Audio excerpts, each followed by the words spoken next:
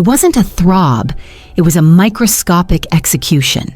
It felt as though a sadist had taken a hammer to a diamond, shattered it, and injected the jagged dust directly into the marrow of Elias Thorne's right big toe. Elias, a man whose net worth could purchase small countries, was currently reduced to a whimpering animal in the back of a $300,000 Maybach. He clawed at the hand-stitched Italian leather armrest, his knuckles white, his breath fogging the window that separated him from the white apocalypse outside. Chicago was in the throes of a historic blizzard. The Dan Ryan Expressway had ceased to be a road. It was a frozen graveyard of steel and exhaust. A 10-car pileup 3 miles ahead had turned the highway into a parking lot, burying thousands of commuters under a relentless blanket of snow. "Sir, the GPS says—" "Well, it says nothing is moving," Marcus, his driver, stammered, his eyes darting nervously to the rearview mirror. "The ambulance dispatch said they can't get a unit to us. The shoulder is blocked by a jackknife semi." Elias didn't answer. He couldn't. Another wave of agony surged through his foot, a biological mutiny that made his vision blur. He looked down at his foot. Even through the socks, he could feel the heat radiating off the joint. Gout. A disease of kings, they called it. A cruel joke. He was the CEO of Thorne Biotech. He built algorithms that predicted cancer clusters and optimized human longevity. Yet here he was, defeated by uric acid crystals, sharp enough to shred his composure. His colchicine. The magic little pills that could stop this torture sat in a bottle on his marble nightstand in the Gold Coast penthouse, 10 impenetrable miles north. He was trapped in a hermetically sealed, climate-controlled, heated leather coffin. "I don't care about the GPS," Elias hissed, the sweat soaking through his bespoke silk shirt. He felt claustrophobic. The silence inside the cabin, usually a sign of luxury, now felt oppressive, amplifying the sound of his own ragged breathing against the howling wind outside. He wiped the condensation from the window. Through the swirling white vortex, down in the shadow of a rusted overpass near a gritty industrial exit, a neon sign flickered.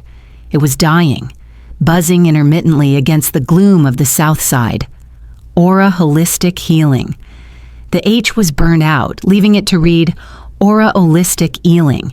It was a miserable little storefront wedged between a boarded-up warehouse and the skeletal remains of a recycling plant. In any other circumstance, Elias would have sneered at such a place a haven for snake oil and desperation.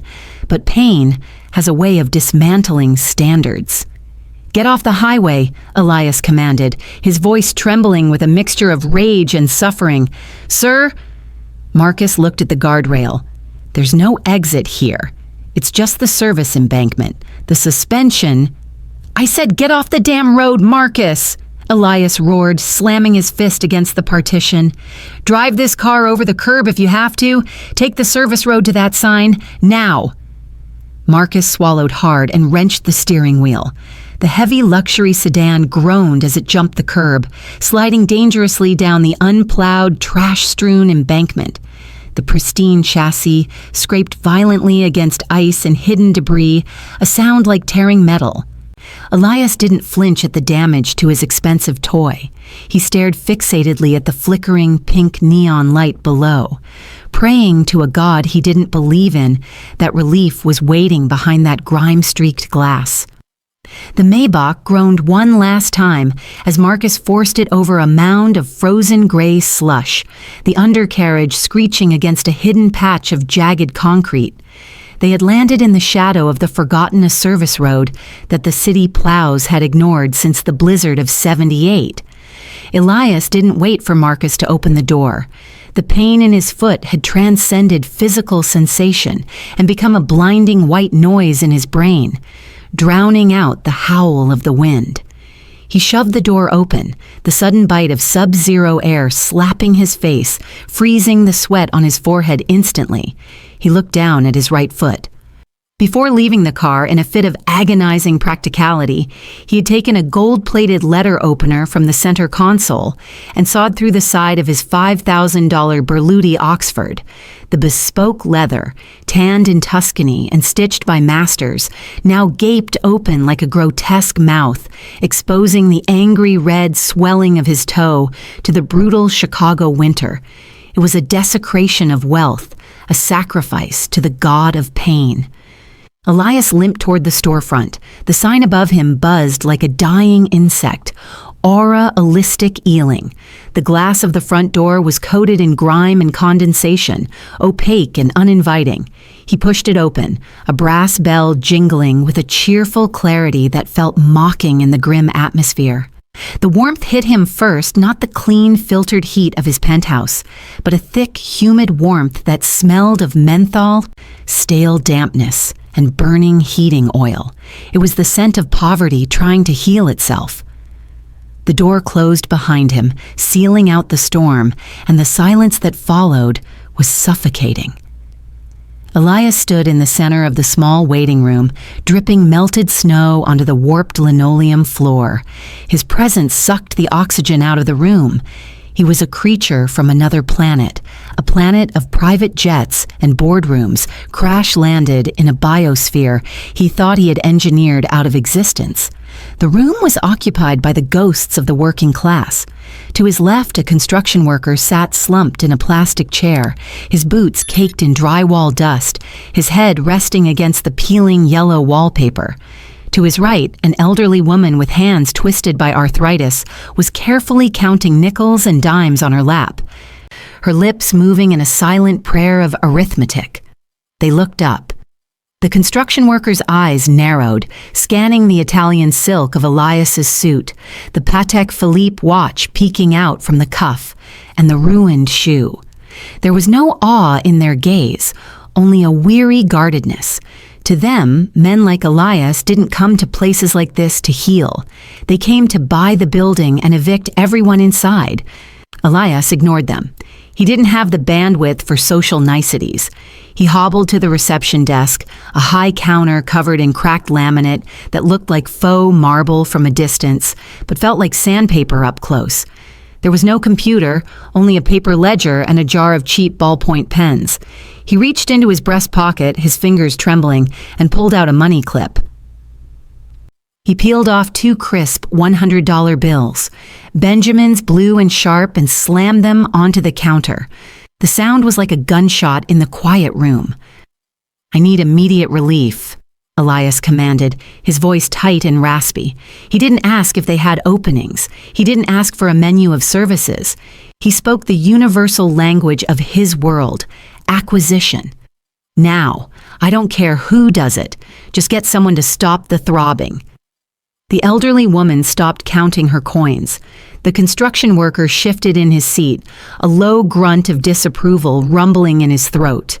Elias Thorne, the man who believed he could optimize humanity, was now disrupting the fragile peace of those simply trying to survive the day. A young girl, no older than 19, with purple streaks in her hair and a nose ring, looked up from behind the counter. She stared at the money, then at Elias's pale, sweating face. She didn't scramble to serve him. She looked terrified. "Sir, we have a wait list," she stammered. "I am buying the list." Elias cut her off, sliding the bills closer to her. "I am buying the hour. I am buying the silence. Get me a practitioner before I pass out on your floor." He felt a wave of nausea roll over him. The heat of the room was making him dizzy. He pulled his cashmere scarf up over his nose and mouth, obscuring his face. Panic flared in his chest, not from the gout, but from the realization of where he was. If a photo of Elias Thorne, CEO of Thorne Biotech, standing in a slum parlor in the South Side with a mutilated shoe hit Twitter, his stock would plummet before the market opened. He would be a meme, a punchline. "Hide me," he whispered, his arrogance cracking just enough to reveal the desperation underneath. "Somewhere private, now." The girl nodded, eyes wide, and pointed a shaking finger toward a dim corner of the room, separated from the main area by a flimsy rice paper divider that had yellowed with age. "Bed 3, she whispered, behind the screen. Elias snatched the bill's backup habit, or perhaps a lack of trust, and limped toward the sanctuary.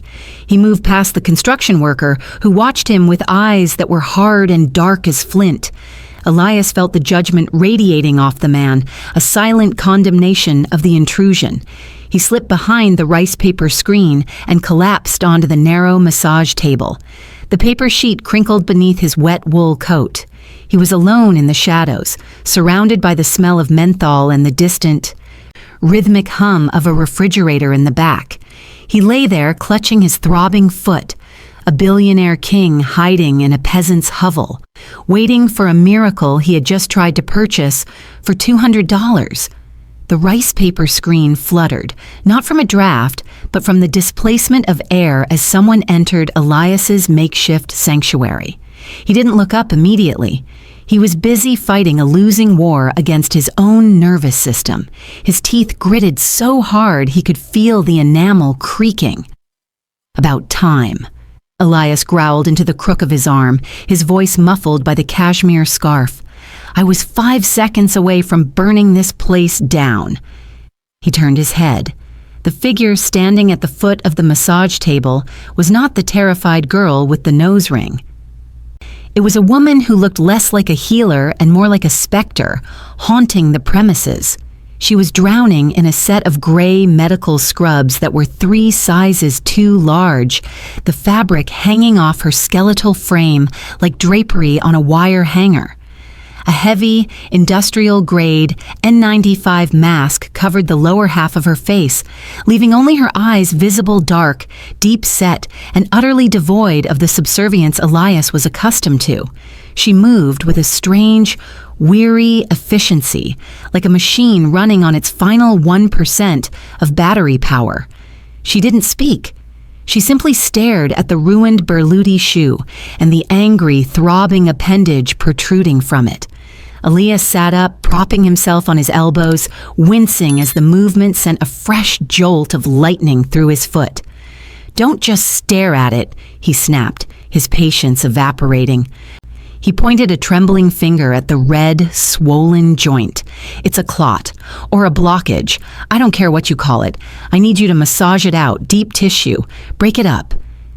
He spoke of his body the way he spoke of a malfunctioning server farm. Identify the bottleneck, apply percussive maintenance, force a restart.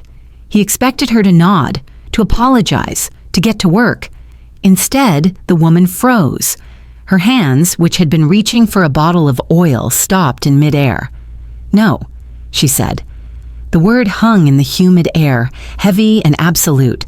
Her voice was low and rasping, sounding as if her vocal cords had been sanded down by years of disuse. Elias blinked, blindsided. "Excuse me, I put $200 on that counter. I am not asking for a consultation. I am telling you to—" "That is a uric acid crystallization," she interrupted him, her tone shifting from weary to clinically precise. It was a jarring shift, like hearing a symphony erupt from a broken radio. "The monosodium urate crystals are needle-shaped. If I perform deep tissue massage on an acute gout flare, I will rupture the synovial sac."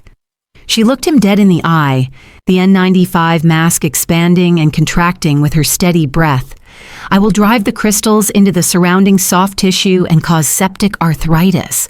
I will not cripple you for a paycheck, Mr. Thorne." Elias went rigid. It wasn't just the refusal that stunned him. It was the name. She knew who he was. Of course she did. Everyone knew Elias Thorne. But it was the terminology synovial sac, monosodium urate, that silenced him. This wasn't the vocabulary of a Southside massage parlor. This was the lexicon of a medical textbook. "You know who I am," Elias whispered, his eyes narrowing. "Then you know I can buy this building and turn it into a parking lot by morning. Do as I say." The woman didn't flinch. She turned her back on him, effectively dismissing the threat. She walked to a small sink in the corner, filling a plastic basin with steaming water.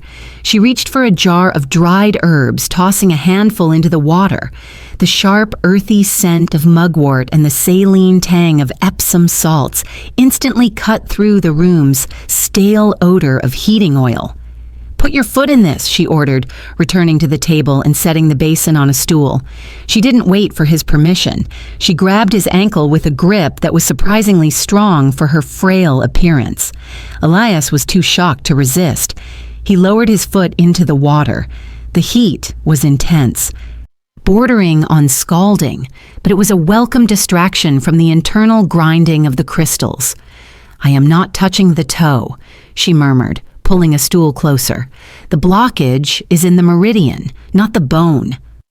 She bypassed the injury entirely. Her fingers, rough and calloused, moved to the bridge of his foot. She found a spot between the tendons of his big toe and second toe, the Tai Chong point.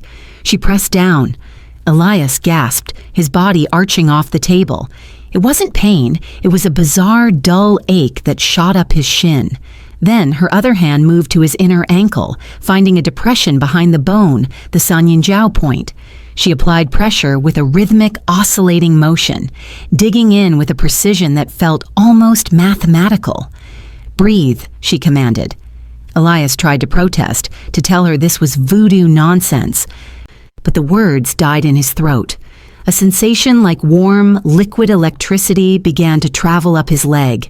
It bypassed the screaming nerves in his toe, creating a bioelectric interference signal. The feeling was instantaneous. The shards of glass grinding against his bones seemed to dull, their sharp edges softening into a distant throb. The chaotic noise of pain in his brain quieted, replaced by the rhythmic pulse of her thumbs against his skin. He stared at her, wide-eyed. The relief was intoxicating. He watched her hands working, not rubbing, but manipulating his nervous system like a hacker, bypassing a firewall. "How?" Elias exhaled, his head falling back onto the pillow, the sweat on his brow cooling. "How do you know that?" She didn't answer.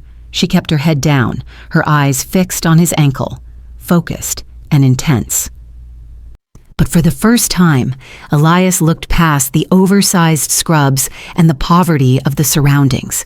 He realized with a jolt of unease that the woman saving him was overqualified for this room, overqualified for this life.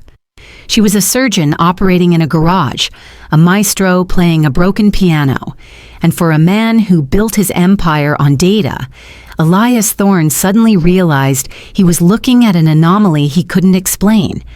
The agony in Elias's foot had receded into a dull, manageable thrum, allowing the predatory machinery of his mind to reboot. As the red haze of pain cleared, his observation subroutines clicked back online. He stopped being a patient and resumed being an analyst. He watched the woman through half-lidded eyes. She was still bent over his ankle, her movements hypnotic. It wasn't a massage, it was a composition. She pressed, released, and circled with a cadence that felt eerily familiar. There was a mathematical precision to the way she worked the fascia, a tempo that dictated the flow of his blood. Andante, adagio, allegro. She wasn't just treating a symptom, she was playing an instrument. Then he heard it, a sound so faint it was nearly swallowed by the hum of the refrigerator in the back. She was humming. It wasn't a pop song or a lullaby. It was a complex, melancholic melody, weaving through a series of minor chords that tugged at a locked door in the back of Elias's memory. Rachmaninoff, Piano Concerto No. 2. Elias frowned beneath his scarf. That concerto was the soundtrack of his former life. It was the piece that used to drift down the spiral staircase of his Gold Coast penthouse at 2 a.m., played by hands that were insured for $3 million. He shook his head slightly. The pain meds were making him hallucinate. This was a slum in the South Side, not a concert hall. The woman leaned in closer, needing more leverage to apply pressure to a deep meridian point near his shin. She shifted her weight, bracing herself against the metal table. As she exerted force, her head dipped into the harsh, unforgiving cone of light cast by the halogen desk lamp. Snap. The sound was small, a cheap piece of elastic giving up the ghost. The strap of her overused N95 mask broke behind her ear. Gravity did the rest. The mask slipped down, peeling away the anonymity she had guarded so fiercely. Elias stopped breathing. The air in his lungs turned to concrete. The face staring down at his ankle was a ruin, a piece of Gothic architecture weathered by a decade of storms. The cheeks were hollowed out, the skin pale and translucent like parchment stretched over bone. Dark circles bruised the skin beneath her eyes, speaking of the exhaustion that sleep could never cure. But the bone structure, the high, aristocratic cheekbones, the sharp jawline, the slight asymmetry of the left eyebrow was undeniable. It was a face that had haunted the front page of the Chicago Tribune for 6 months. It was a face Elias had cursed at the bottom of a whiskey bottle every night for 6 years. Elena, the name scraped out of his throat, raw and disbelieving. The woman froze. Her eyes, wide and terrified, snapped up to meet his. For a heartbeat, they were husband and wife again, locked in a silent vacuum where time didn't exist. Then the reality of the last 6 years crashed into the room like a freight train. Elias sat up so abruptly that the table screeched. Cold fury, sharper and more violent than the gout, flooded his veins. He jerked his leg back, his foot colliding with the plastic basin on the stool. Clang! The basin tipped. Warm water, gray with dissolved salts and herbs, sloshed across the cracked linoleum, soaking the hem of Elena's oversized scrubs. "Get away from me!" Elias roared, scrambling backward on the table, clutching his cashmere coat as if her touch were contagious. Elena didn't scream. She didn't run. She flinched, a small, broken movement like a dog expecting a kick. "Elias, please," she whispered, her voice cracking. "Keep your voice down." "Keep my voice down?" Elias laughed, a jagged, hysterical sound. He swung his legs off the table, standing up on his good foot, towering over her despite his limp. "You're dead. You are supposed to be dead, or in the Caymans, or rotting in a ditch." He looked around the squalid room, his eyes wild. "This is it? This is the grand escape? You stole $5 million from the corporate accounts. You let me bury an empty casket for our son, and you ran away to... here?" He gestured violently at the peeling wallpaper, the water on the floor, the pathetic neon sign buzzing outside. "Elena? The prodigy? The woman who wouldn't drink tap water?" Elias sneered, his voice dripping with venom. "So this is where the high life ends? Scrubbing feet in the South Side while I visit a grave every Sunday?" Elena dropped to her knees, but she wasn't begging. She grabbed a rag from the lower shelf and frantically began mopping up the spilled water. Her hands were shaking uncontrollably. "I didn't steal anything," she stammered, not looking at him, scrubbing the floor with a manic intensity. "I left with nothing. Please, Elias, you have to leave. If they see you, if anyone sees you..." "Who?" Elias demanded, grabbing her shoulder and forcing her to stop cleaning. He needed her to look at him. He needed to see the guilt in her eyes. "Who are you hiding from? The police, the press, or just the shame of what you became?"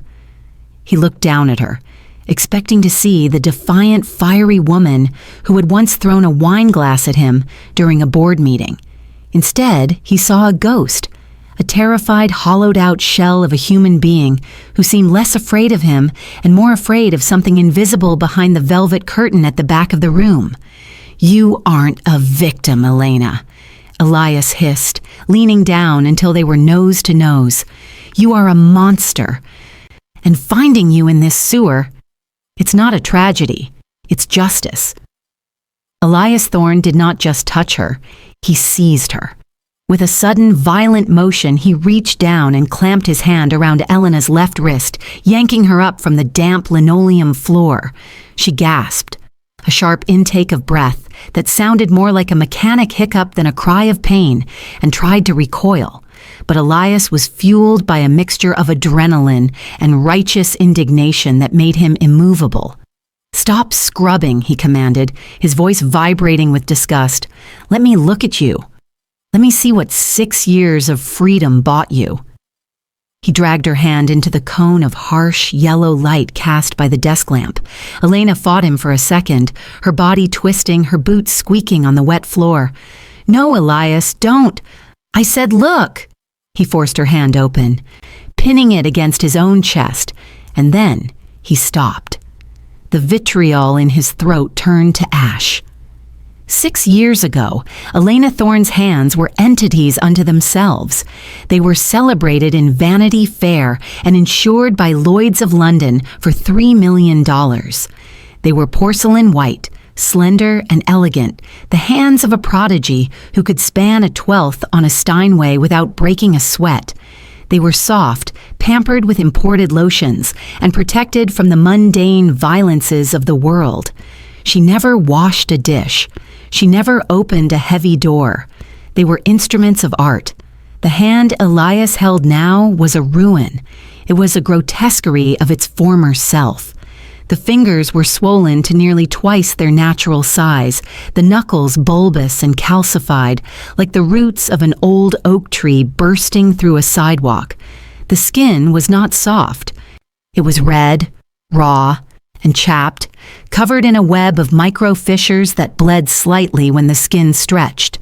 The nails, once manicured into perfect crescents, were cut brutally short, right down to the quick, and the nail beds were stained yellow. It wasn't just age or labor. It was a deformity born of some repetitive, punishing trauma. Elias stared at the appendage, horrified. He ran his thumb over her palm. It was rough, hard as leather, and hot to the touch. "What is this?" he whispered, his eyes darting from her hand to her terrified face. He dropped her hand as if it had burned him.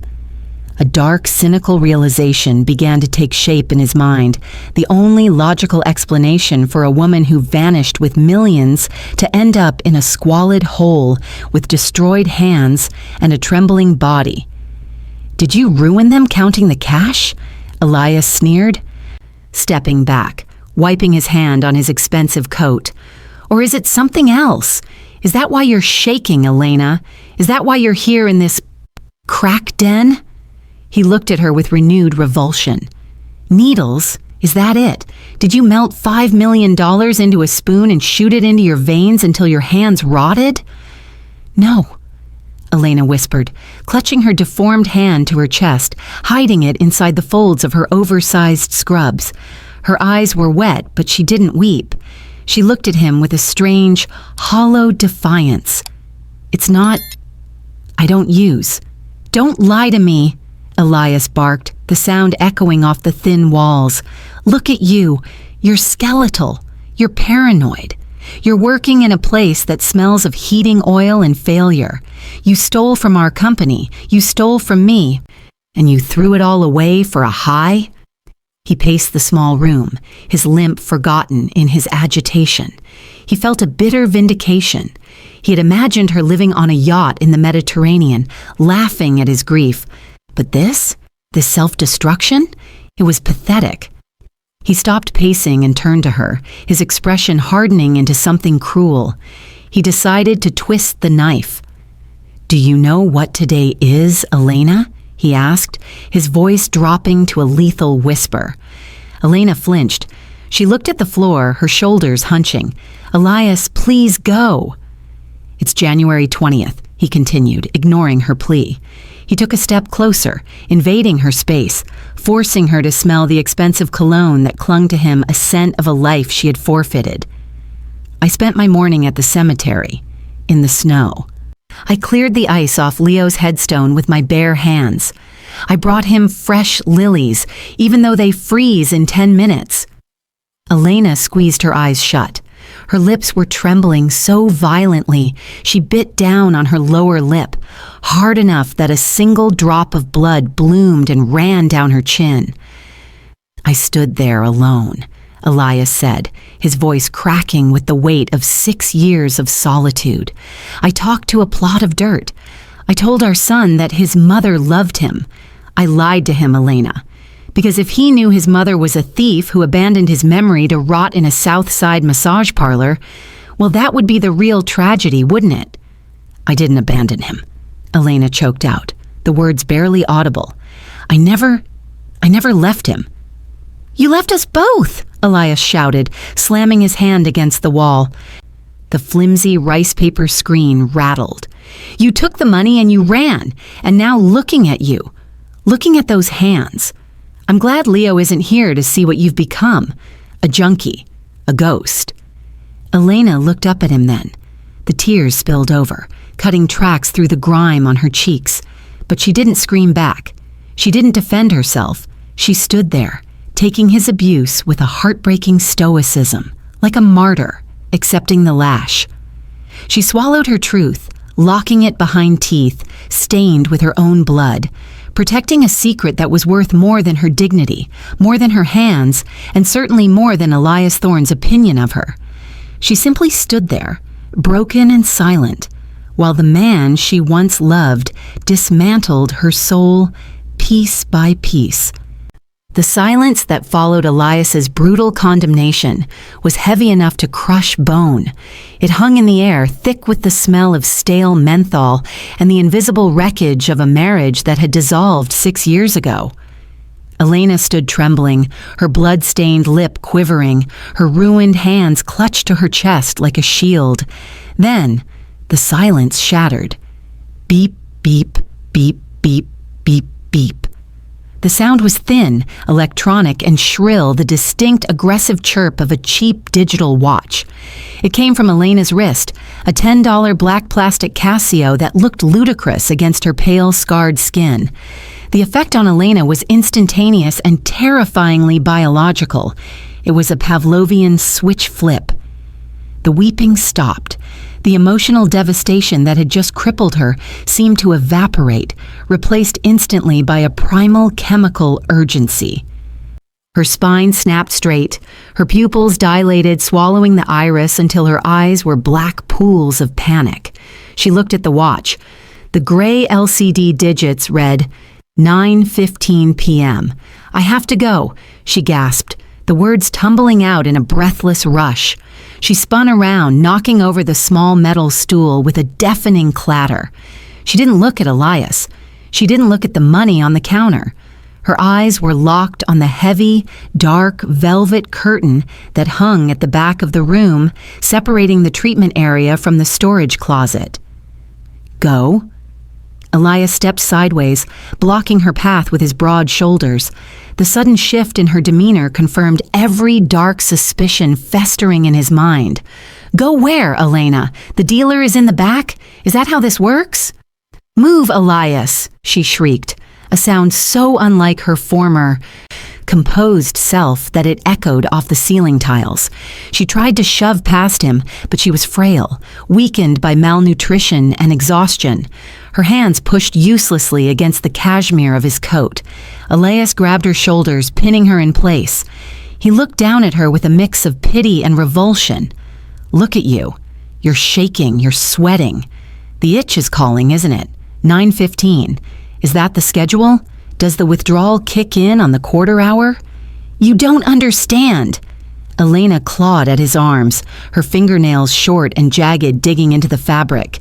She was hyperventilating, her chest heaving with a terrifying rhythm. I need 5 minutes. Just let me go back there for 5 minutes. So you can shoot up? Elias shook her, trying to rattle some sense into the woman he once knew. I'm not letting you destroy yourself, Elena. Not tonight. You are going to stand here and tell me where the money is, and then I am calling the police. For your own good. There is no money, Elena screamed, tears finally bursting forth again, but these were tears of pure, unadulterated terror. She looked at the curtain as if the building were on fire and her oxygen was on the other side. Please, Elias, I am begging you, take everything. Turn me in.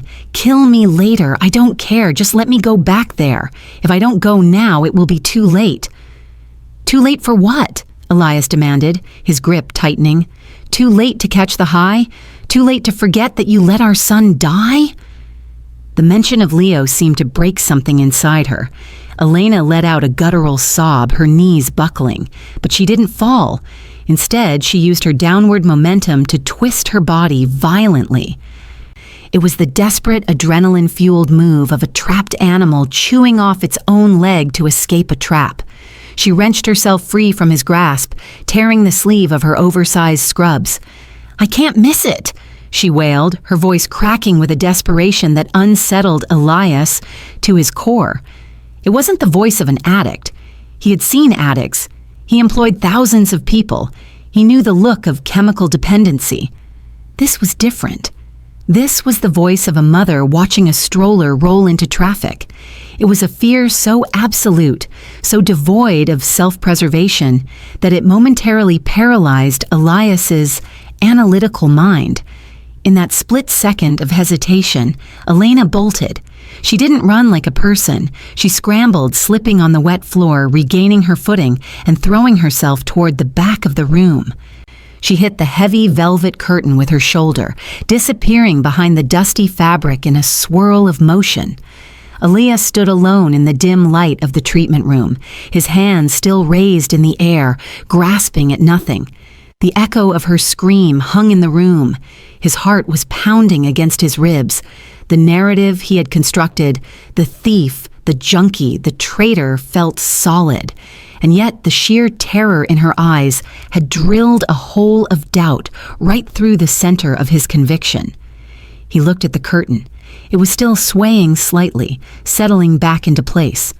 5 minutes, he whispered to himself, his jaw tightening. He checked his Patek Philippe. 9:16 p.m. Whatever was behind that curtain was important enough to make a woman who had stolen $5 million beg for death just to reach it. Elias adjusted his coat, ignored the throbbing in his gout-ridden toe, and took a step forward. He wasn't going to wait 5 minutes. He was going to see the monster Elena had become, face to face. Elias stood alone in the center of the treatment room, the silence settling around him like heavy silt at the bottom of a river. The heavy velvet curtain at the back of the room had stopped swaying, hanging still and impenetrable, a dark monolith concealing the wreckage of his ex-wife's life. His foot, remarkably, was numb. The pain had been exiled to the periphery of his consciousness, replaced by a cold, vibrating suspicion. He checked his Patek Philippe. 9:16 p.m. 1 minute had passed since Elena had bolted. He wasn't going to leave. He pulled a heavy leather chair from the corner, dusting off the drywall powder with a grimace, and sat down facing the curtain. He sat like a judge waiting for the defendant to return from recess. From the other side of the rice paper divider, the gruff voice of the construction worker broke the stillness. "Don't let it get to you, rich boy." Elias turned his head slightly. The worker was leaning forward, elbows on his knees, staring at the floor. "That girl, Elena," the man grunted, keeping his voice low. "She's a little cracked in the head, works double shifts here, then cleans the place until dawn, doesn't eat, doesn't talk." Elias narrowed his eyes. "And the money? Where does it go?" The worker huffed a laugh, devoid of humor. "Back there. Behind that curtain, every dime she makes, every tip, every spare cent. I figure she's got a deadbeat boyfriend back there, probably some guy on life support or hooked on something heavy. She protects that room like it's the Vatican. Nobody goes in. Nobody. A deadbeat boyfriend. The theory fit the data points. A toxic dependency. A leech draining the life out of a former prodigy. It was a narrative Elias could understand. It was disgusting, but it was logical. Elias stood up and crept toward the curtain. He moved silently, his limp barely hindering him. He pressed his ear near the heavy fabric, expecting to hear the hushed whispers of lovers, or the flick of a lighter, or the muffled sounds of a drug deal. Instead, he heard machinery. It was a rhythmic, mechanical sound. Whoosh, click, hiss, whoosh, click, hiss. It sounded like an industrial bellows or a very expensive air compressor running on a low cycle. And then, underneath the mechanical rhythm, came a physical sound. Thump, thump, thump. It was rapid, hollow, and percussive. It sounded like someone beating a heavy, wet drum or striking a torso. It was violent in its intensity, but disciplined in its cadence. Thump, thump, thump, pause, whoosh, thump, thump, thump. Elias frowned. This wasn't the sound of addiction. This was labor. Hard, repetitive, physical labor. 10 minutes passed. The thumping didn't stop once. At 9:25 p.m., the rhythm ceased abruptly. The curtain rustled. Elias stepped back quickly, composing his face into a mask of indifference. Elena emerged. She looked as though she had just fought a war. Her oversized scrubs were dark with sweat around the collar. Her chest was heaving. Strands of hair were plastered to her forehead. But it was the smell that hit Elias first as she walked past him to the sink. He expected the acrid stench of burnt foil or the skunky musk of marijuana. Instead, a wave of clinical sterility washed over him. She smelled intensely of isopropyl alcohol, bleach, and sterile saline. It was the sharp, biting scent of an operating theater, cutting through the shop's ambient smell of heating oil. "Done with your fix?" Elias asked, his voice dripping with ice. Elena didn't answer. She gripped the edge of the sink, her knuckles white. She looked drained of all blood, trembling with a fatigue that went down to her marrow. She turned on the tap and began scrubbing her hands again, those ruined, swollen hands with a manic desperation. "You can leave now, Elias," she whispered, not looking at him. "Please, just go." "Not until I see who is back there." Elias took a step forward. "Who are you beating? I heard you. Who is back there taking my money?" Before Elena could answer, the world outside intervened. The blizzard, which had been howling against the glass, suddenly roared with a renewed fury. Somewhere down the block, a transformer, overwhelmed by the ice and the wind, gave up the ghost. Boom! A flash of electric blue light illuminated the frosted front window, brighter than lightning. And then, everything died. The buzzing neon sign outside went black. The halogen desk lamp flickered and died.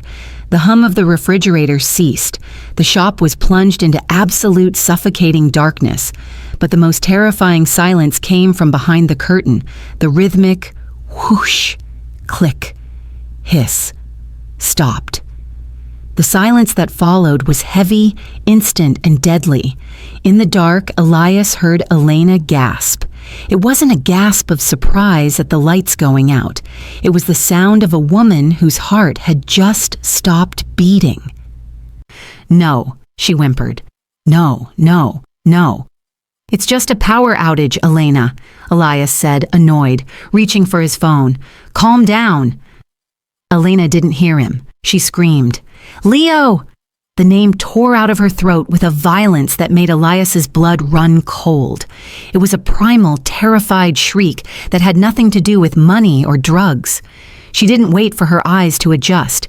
She launched herself blindly into the darkness, crashing into the massage table, scrambling toward the silence behind the curtain. "Leo, breathe, Mommy's coming." Elias stood frozen in the dark, the name of his dead son echoing in his ears, while the silence behind the curtain stretched out like a flat line. Elias fumbled with his phone, his thumb sliding over the glass screen with a clumsiness born of pure panic. The flashlight beam flared to life, a jagged spear of white cutting through the suffocating darkness of the shop. "Elena!" he shouted, lunging toward the velvet curtain. He didn't slide the curtain back, he tore it down. The heavy fabric ripped from its rod with a sound like a zipper being undone, collapsing in a dusty heap at his feet. Elias stepped over it and froze.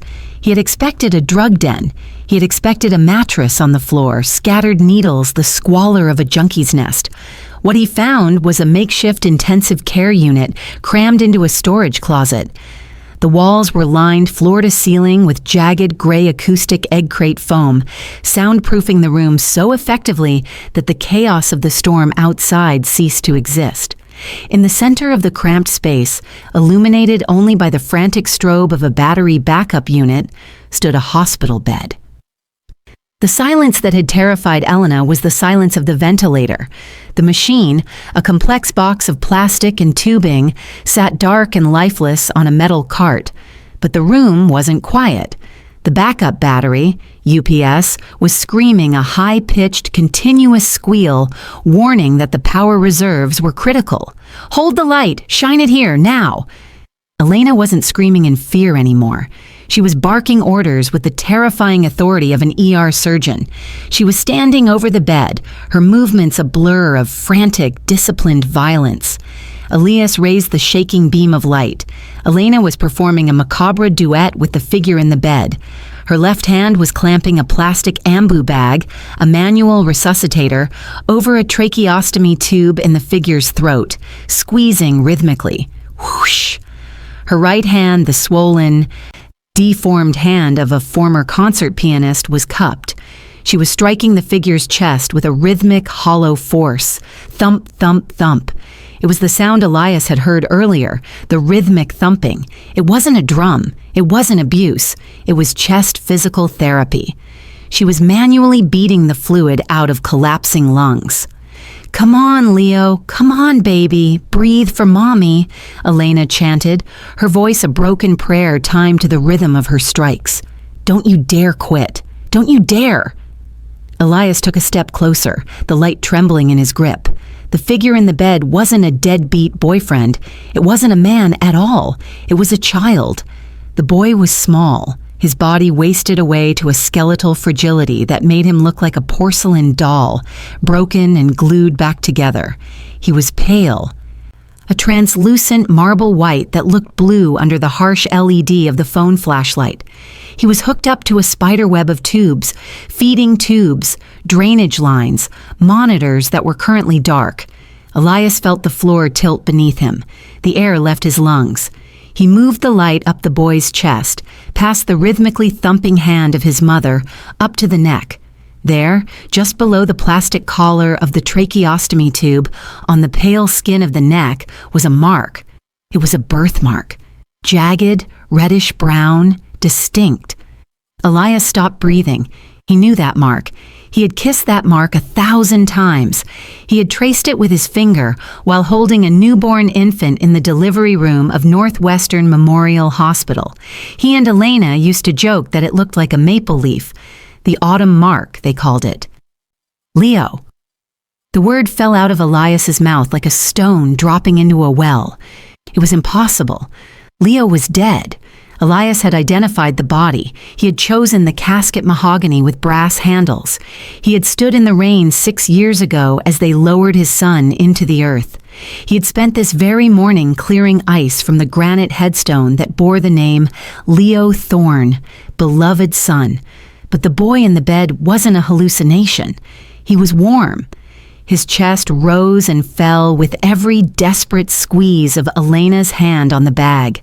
The realization hit Elias with the force of a physical blow, staggering him back against the foam-lined wall.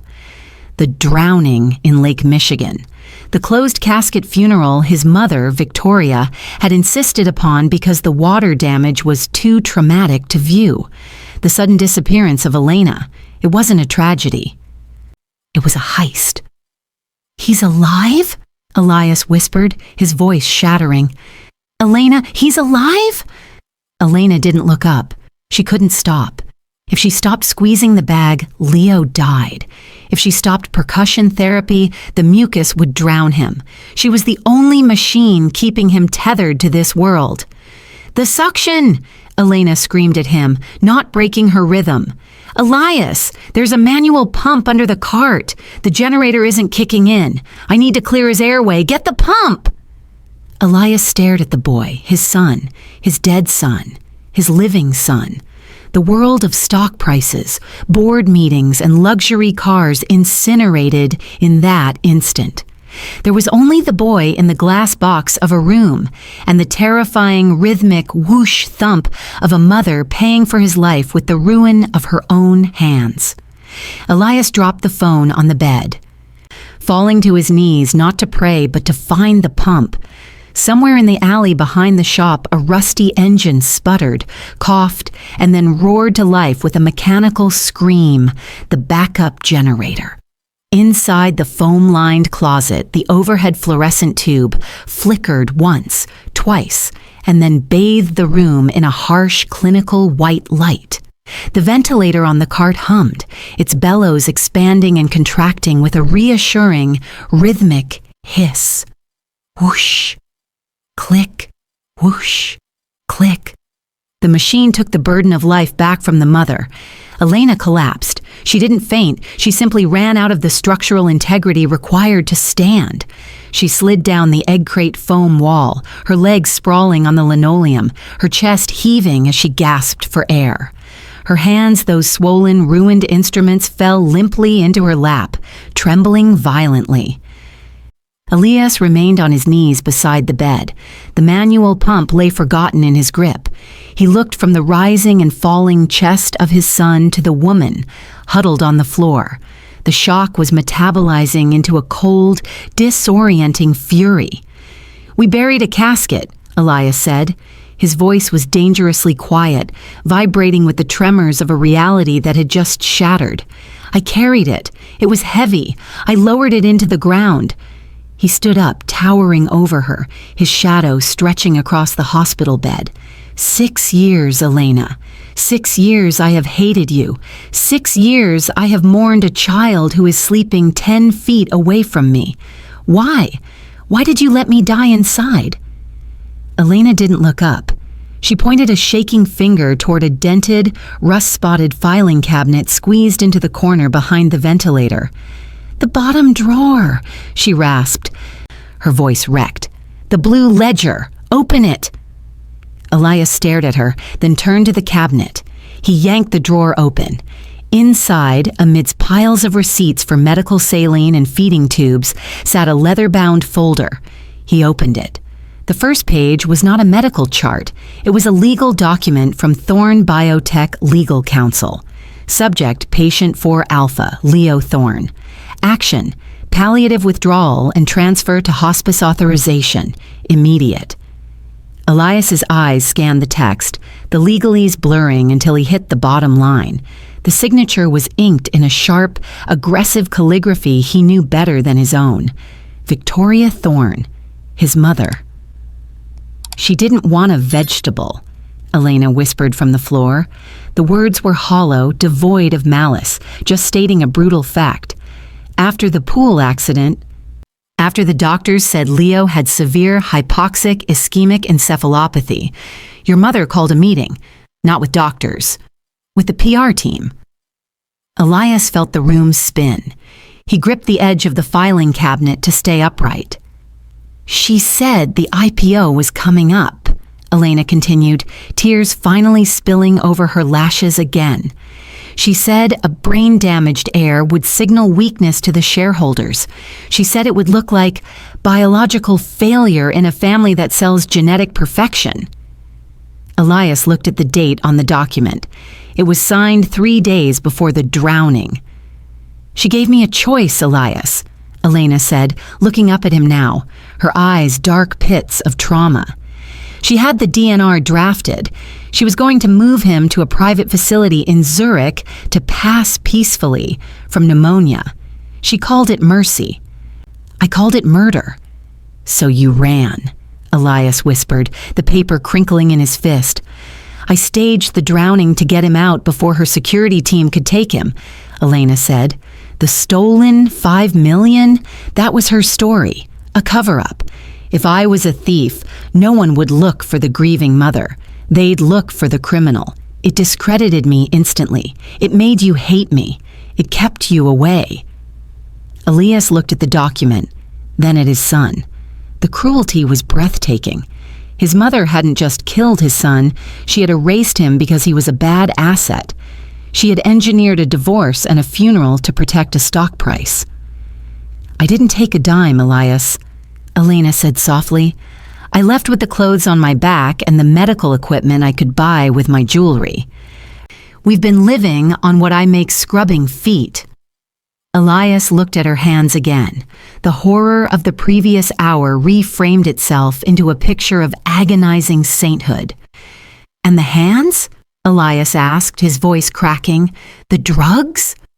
Elena held up her deformed hands. She turned them over, showing the thick, leathered calluses on her palms and the twisted, swollen joints of her fingers. "Leo can't cough," she said simply. "His muscles are too weak. If the fluid sits in his lungs, he gets pneumonia. If he gets pneumonia without a hospital, he dies. So I have to do it." She mimicked the motion, the rhythmic cup and strike. Chest physical therapy, percussion, 20 minutes per session, every 2 hours, 24 hours a day for 6 years. She looked at her ruined fingers, the fingers that used to play Rachmaninoff. "I didn't ruin them with needles, Elias. I ruined them beating the life back into our son's lungs. I broke my own knuckles so he could take his next breath." Elias dropped the folder. It hit the floor with a heavy thud. The narrative of the junkie ex-wife dissolved, replaced by the reality of a woman who had sacrificed her art, her reputation, and her body to keep a flickering candle burning in a windstorm. "You did this alone?" Elias choked out, tears finally cutting through his shock. "In this closet? For 6 years?" "I couldn't risk a hospital," Elena whispered. "Your mother has eyes everywhere. If I showed up in a system, she'd know. She'd finish what she started." Elias looked at the boy with the maple leaf birthmark. He was alive because Elena had become a human ventilator, a machine of love and percussion, operating in the dark. Elias sank to his knees again, but this time he didn't look at the boy. He crawled across the few feet of linoleum separating them and reached out for Elena. He didn't touch her like a lover or a husband. He reached for her deformed hands, cradling them in his own as if they were holy relics. "I'm sorry," he sobbed, pressing his forehead against her scarred palms. "I'm so sorry." The ventilator hissed in the background, a mechanical metronome marking the time they had lost and the time they had just reclaimed. The ventilator continued its rhythmic hiss, a mechanical lung breathing for a boy who had been erased from the world. Elias Thorne rose from the floor, his movements heavy and unsteady, as if the gravity in the room had suddenly doubled. He left the weeping form of Elena and approached the bed, his shadow falling over the pale, motionless figure of his son. He wasn't looking at a patient, he was looking at a stolen decade. Elias reached out, his hand trembling uncontrollably, and touched Leo's arm. The skin was cool and papery, fragile as a moth's wing. He traced the plastic tubing of the IV line up to the small, bruised wrist. "Leo?" Elias whispered. The name felt foreign in his mouth, a word he had buried under 6 years of silence and scotch. "It's Dad. I'm here." For a moment, the only sound was the wind howling against the brick exterior of the warehouse. Then, the cardiac monitor on the cart, which had been chirping a steady, sluggish rhythm, stuttered. Beep, beep, beep, beep, beep, beep. The green line on the screen spiked. The heart rate climbed from a dormant 60 to an agitated 95. Elena gasped from the floor, pulling herself up to her knees. "He hears you," she sobbed, clutching the metal frame of the bed. "The neurologist said there was nothing left, but he knows. He always knew you'd come." The spike on the monitor was a neurological miracle, a biological data point that defied every algorithm Elias had ever sold. It was the signal of a soul reaching out from the deep water.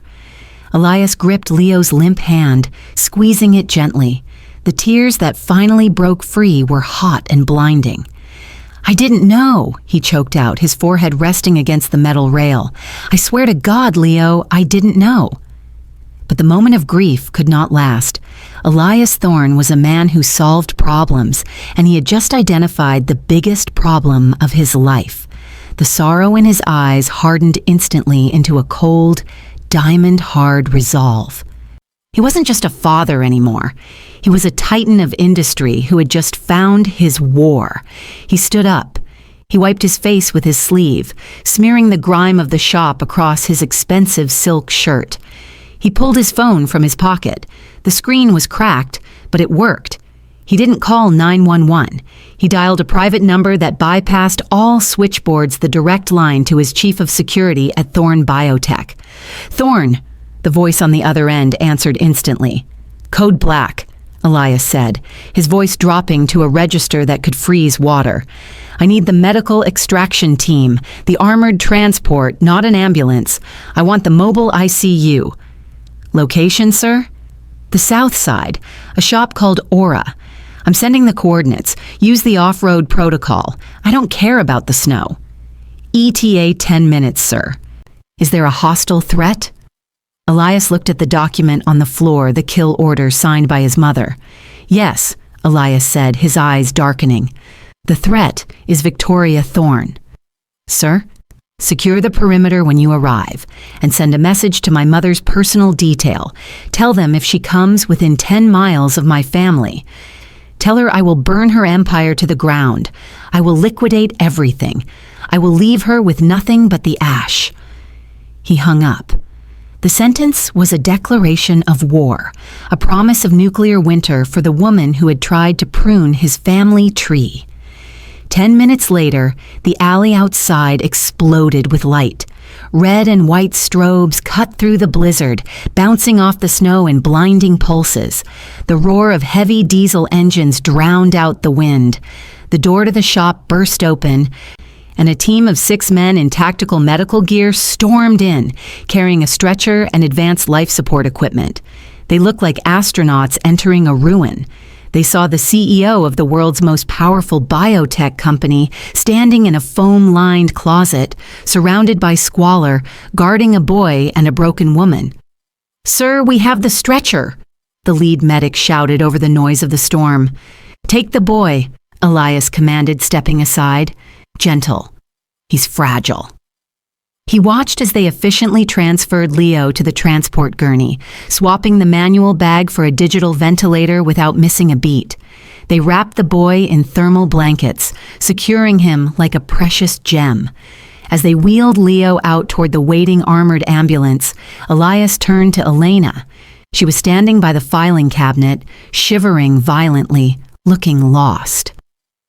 She had spent 6 years as the captain of this tiny, desperate ship, and now she had been relieved of command. Elias walked over to her. He took off his $10,000 cashmere coat, the coat that had been his armor against the world, and draped it over her shoulders. It engulfed her frail frame, heavy and warm.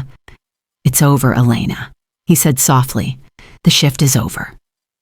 He didn't wait for her to argue. He swept her up into his arms. She was terrifyingly light, nothing but bone and determination. She buried her face in his chest, sobbing into the silk of his shirt. Elias carried her out into the storm. The wind whipped at his face, but he didn't feel the cold. He didn't feel the gout in his foot. He felt only the weight of his world in his arms. He placed her in the back of the armored transport next to Leo. He climbed in beside them, the heavy steel doors slamming shut, sealing them in a cocoon of warmth and safety. As the convoy began to move, crunching over the ice and debris, pulling away from the curb, Elias reached out and took Elena's hand. She tried to pull away, shame coloring her cheeks. She tried to hide the swollen knuckles, the cracked skin, the deformity that she believed made her a monster. "Don't," Elias whispered. He held her hand firmly. He lifted it to his lips. He kissed the bulbous, scarred knuckles. He kissed the rough, calloused palm that had beaten the life into their son for 50,000 hours. "I used to think your hands were beautiful because they could play Rachmaninoff," Elias said, his voice thick with emotion, looking her in the eyes. "I was wrong. These are the most beautiful hands in the world. They are the hands that held the line." Elena wept, leaning her head on his shoulder as the ambulance sped toward the best hospital in Chicago. Through the rear window, Elias watched the miserable little storefront recede into the whiteout. The neon sign of Aura Holistic Healing buzzed one last time, a pathetic spark in the dark, and then finally flickered and died, swallowed by the snow and the night. The pianist's hands serves as a brutal reminder that true wealth is not measured by net worth or pristine aesthetics, but by the capacity for sacrifice. We often judge by appearances, mistaking scars for shame and poverty for failure, while missing the quiet heroism hidden in the shadows.